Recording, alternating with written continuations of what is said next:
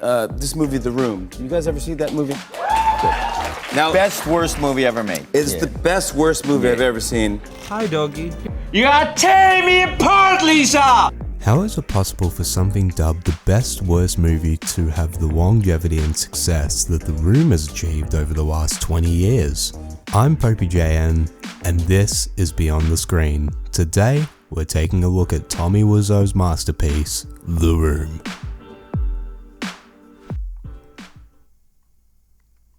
For those of you uninitiated into the bizarre world of The Room, let me give you the Cliff Note version quickly. The Room is a 2003 feature film directed, funded, starring, produced by Tommy Wiseau. Tommy Wiseau. The film follows Johnny, a successful banker in San Francisco, whose world is turned upside down when his fiancée Lisa pursues a romantic relationship with his best friend Mark. Okay, so that's the Cliff Notes version of the movie. Now let's get into the weird shit. Tommy Wiseau is a mystery. Chip, chip, chip, chip, chip, chip. Really, there's a lot of mysteries. Did you get to meet the guy? There's three mysteries. The two that are easy, they're like such thin facades. He sound like this. You guess probably like Eastern Europe, but he's say from New Orleans. So like you kind of just go with. You're like, You're okay, joking. yeah. Oh yeah, Raging Cajun. He's from. He's from. No, that's what he says. But where's he from? Is he from Sweden or something? Like Eastern Europe. Eastern Europe. I Okay, think yeah. so, But he yeah. says he's from And New Orleans. then Okay, great. How old he is? Yeah, he says is like. He said he was 20 when he made The Room. I think he was in his late 40s. Yeah. Now he's like older. Yeah. Or in the words of Seth Rogen, who worked on James Franco's 2017 The Disaster Artist, he's a weird dude. doing my research for this video, I poured over interview after interview from both of the casts of The Room and James Franco's 2017 film The Disaster Artist. And it became evidently clear that Tommy is a master of shifting his initial intentions. It's clear that Tommy's intention and the final product don't match. But he managed to change the narrative to make audiences believe that his initial intention was to make a comedy. On the original poster, he had written the copy. He wrote Tennessee Williams level drama. Shows what he thought he had made. He told people they would not be able to sleep for 2 weeks after watching a movie because they'd be so devastated. And then when it came out, people laughed. And he had the wherewithal, whatever, to capitalize on that, and he put it out. And he didn't take Tennessee Williams level drama off the poster. He just added an enjoyable black comedy. So it's like both. But as Greg Sestero said in his book The Disaster Artist, if art is expression, can it fail?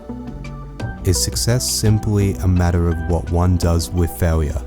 Tommy's a classic example of an unreliable narrator.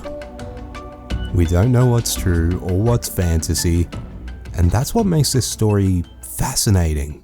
Danny, two's great, but three's a crowd. But a poignant quote from Sestero's book offers what I think is the primary reason for Tommy wanting to make The Room. On the way to his seat, Tommy stopped, put his hand on my shoulder, knelt down, and said, "I'm happy you're here. I could never do project without you." I think at the end of the day, Tommy just wanted to make his and Greg's shared dream of becoming actors and being part of the movie industry a reality. And that's what makes this story very endearing.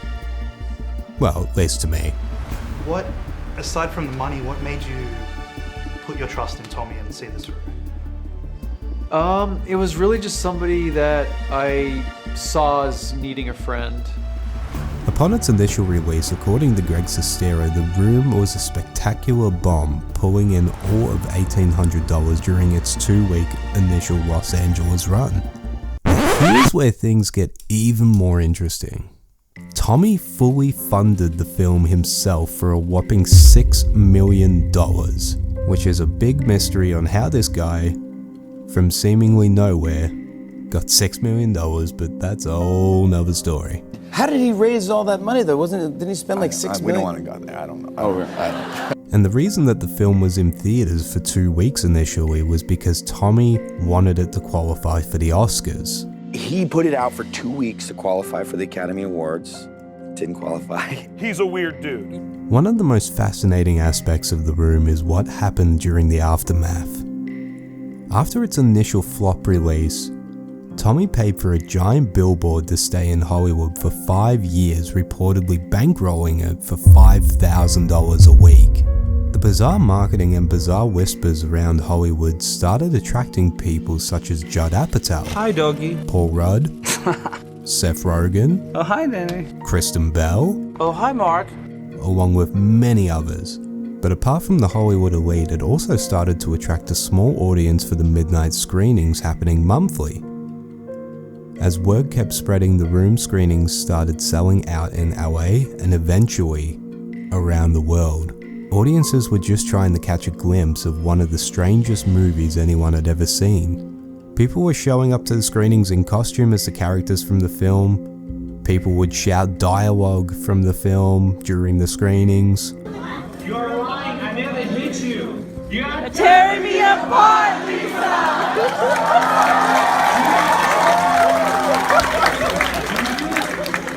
They even started to throw plastic spoons at the screen when the stock image photo of the spoon appeared in the movie.